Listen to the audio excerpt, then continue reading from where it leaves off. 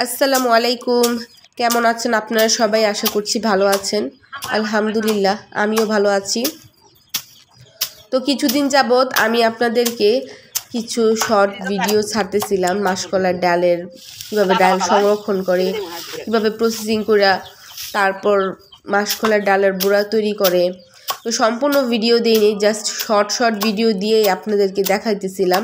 তো আজকে পুরো লং ভিডিও দিয়ে দিব যে কিভাবে এই ডালটা তৈরি করে, মানে কীভাবে প্রসেসিং করে নেয়, তারপরে ডাল থেকে মাসকলার বড়া তৈরি করে।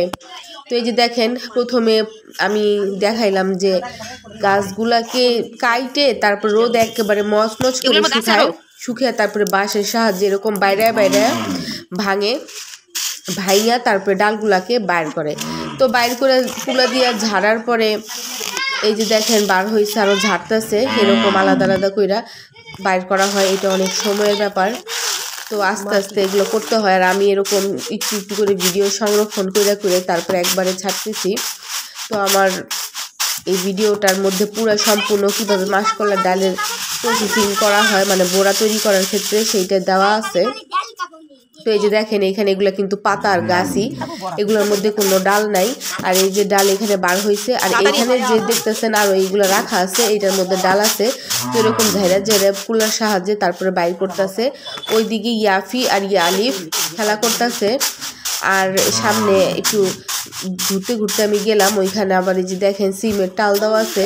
এইখানে যে সিমটা বুনে দেওয়া হয়েছে, এই সিমটা আসলে সিজন যখন শেষ হয়ে যায় তখন খাওয়া হয়। আর এটা বিচিএলা সিম, এই সিমটা খেতে অনেক মজা হয়। এই যে দেখেন, এখনও পুরোপুরিভাবে ওরকম সিম ধরে নাই, যেগুলো আগে হয়েছে সেগুলো একটু পরিপক্ক হইতেছে আর কি। বাকিগুলা বছরের মানে সিজন যখন শেষ হবে তখন আর কি খাওয়া হবে। তো এই যে দেখেন, এইখানে মাসকলার ডালটা আমার নানি শাশুড়ির বাড়িতে যে জাতা আছে না, সে জাতার সাহায্যে ভাঙা এরকম কুলা দিয়া চেলে, যেটাকে বেশি ভাঙা সেটা আলাদা ভিজানো হয়েছে, আর যেটা কম ভাঙা, এই যে এটা কম ভাঙা, এইটা এখানে ভিজানো হয়েছে। তো এইগুলো সকালবেলা জাতা দিয়ে ভাঙিয়া নিয়ে এসে ভিজিয়ে দিছে। এখন সারা রাত ভিজানো থাকবে, মানে পুরো একটা দিন ভিজানো থাকবে। ভিজানোর পরে এগুলাকে বারবার ধুতে হবে। তো আমি এইগুলা আমার শাশুড়িকে ধোয়ার ক্ষেত্রে সাহায্য করতেছিলাম। এটা আমি পুরা হাত দিয়ে ভালোভাবে কসলায় ধুতেছিলাম, যাতে খোসাটা উঠা যায়। এখন অনেকেই বলতে পারেন যে এরকম কষ্ট করার কি দরকার, বাজারে খোসা ছাড়া ডাল আছে, সেটা দিয়েও তৈরি করা যায়। আসলে সেই ডাল দিয়েও তৈরি করে দেখতে খেতে এতটা মজা হয় না, প্রথম কথা। দ্বিতীয় কথা, ওই ডাল দিয়ে বড়া তৈরি করলে বড়াটা শক্ত থাকে, সিদ্ধ হয় না, ভেঙে যায়। মানে এক সময় শক্ত থাকে, সিদ্ধ হয় না, এক সময় একেবারে ভেঙে মিলে যায়। তো এইরকম ভাবে ডালের ভিতরে নাকি একটা টেক্সচার থাকে, যেটা দিয়ে ডালটা সব প্রসেসিং করার ক্ষেত্রে হাত দিয়ে যে ফেনা উঠায়, সেই ফেনাটা নাকি উঠে এবং বড়াটা অনেক সুন্দর হয়, খেতেও স্বাদ লাগে। তো এই যে দেখেন, আমি বারবার ওটাকে ধুয়ে তারপরে পুরো যে কালো অংশটা আছে সেটা পরিষ্কার করা হয়ে গেছে। এখন এই যে বেটে নিছে। তো এই বাটাটা ভোরবেলা বাটছে, আমি তখন ঘুমাইছিলাম। যেহেতু ইয়াফি আমার একটা পিচ্চি ছেলে আছে, সবাই জানেন, তো ও অনেক বিরক্ত করে, যার কারণে আর কি আমি সকালে উঠতে পারিনি। পাটার সাহায্যে এটা বাটতে হবে। বাইটায় যে দেখেন, আমার শাশুড়ি এখন বারবার হাত দিয়ে এরকম করতেছে ফেনা তোলার জন্যে। ফেনা হইলেই নাকি সে বড়াটা ভালো হয়, নাহলে নাকি হয় না। তো হাতে উনি একটু পানি দিয়ে বারবার এরকম মথামথি করতেছে আর ফেনা তুলতেছে। আসলে উনি করতে করতে একটু অভিজ্ঞ হয়ে গেছে আর কি, তো উনি ভালো বুঝে। তো কিভাবে হয়ে গেছে, কিভাবে ফেনা হয় সেটা উনি বুঝতে পারছে। তো আমাকে বললো, তুমি সরে যাও, একটু রোদটাকে পাইতে দাও। তো আমি সরে গেলাম। সরে গিয়ে যে দেখেন, এখন উনি বুঝতেছে, ফেনা তুলতেছে আর বসাইতেছে, ফেনা তুলতেছে আর বসাইতেছে।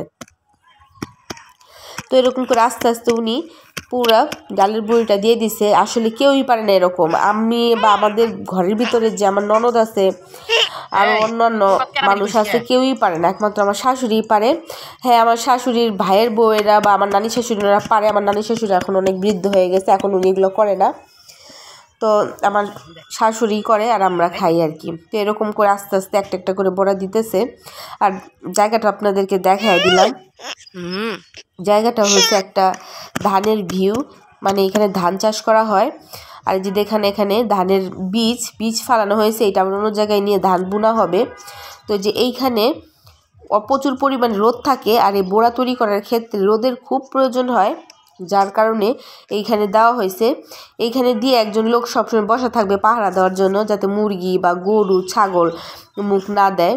এই যে দেখেন আমার শাশুড়ি এখানে বসে বসে দিতেছে ইয়ালিফ ওইখানে দাঁড়ানো। এখানে এখন তো অনেক সকাল, মনে করেন যে 8টা 8:30 বাজে। একটু পর আস্তে আস্তে সবাই এখানে ডালের গুঁড়া, কেউ চালের গুঁড়া, এক একজন এক এক জিনিস সেদ্ধ দিয়ে দিয়া, মানে সেদ্ধ না সরি রোদে দিয়ে দেওয়া যায়, যাতে রোদটা এখানেই পায়। কাপড় চোপড় সবই এখানেই শুকা দেয়।